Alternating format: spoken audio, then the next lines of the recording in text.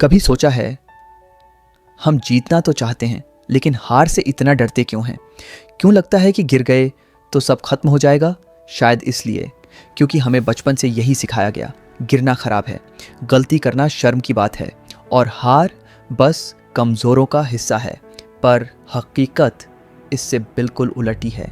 गिरना हर उस इंसान की कहानी का हिस्सा है जो कभी कुछ बड़ा करना चाहता था।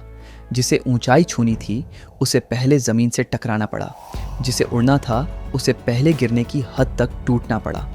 क्या आपने कभी बच्चे को साइकिल चलाना सिखाया है? पहले दिन वो गिरता है, दूसरे दिन भी, पर तीसरे दिन वो उड़ता है। क्यों? क्योंकि उसे गिरने दिया गया, सीखने का मौका मिला और सबसे बड़ी बात, उसे हार मानने नहीं दी गई। तुम भी गिरोगे, ज़रूर गिरोगे, कभी लोगों की बातों से, कभी हालात से, कभी खुद की गलती से। लेकिन गिरने का मतलब ख़त्म होना नहीं होता, बल्कि गिरना शुरुआत होती है असली जीत की।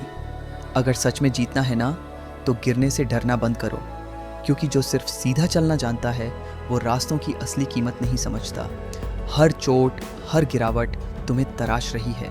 तुम्हारा वक्त आएगा, लेकिन तब तक तुम्हें हर हार से लड़ना होगा। और अगर आज भी डर लग रहा है तो खुद से एक सवाल पूछो, क्या मैं अपनी पूरी ज़िंदगी इस डर के नीचे दबी हुई ज़िंदगी जीना चाहता हूँ? क्या मैं सिर्फ सपना देखकर ही मर जाऊँगा, या उस सपने को जीने की हिम्मत रखता हूँ? हर बड़ा इंसान गिरा है, कभी अकेले में, कभी सबके सामने, पर फ़र्क सिर्फ इतना है, वो रुका नहीं। याद रखो, गिरने से डर लगता है तो जीतने का सपना देखना छोड़ दो, क्योंकि सपने उसी के पूरे होते हैं जो दर्द से नहीं, डर से नहीं, बल्कि इरादे से जीते हैं। इरादा जो कहता है गिरूंगा लेकिन फिर उठूंगा, और जब उठूंगा तो ऐसी उड़ान भरूंगा कि पूरी दुनिया देखेगी।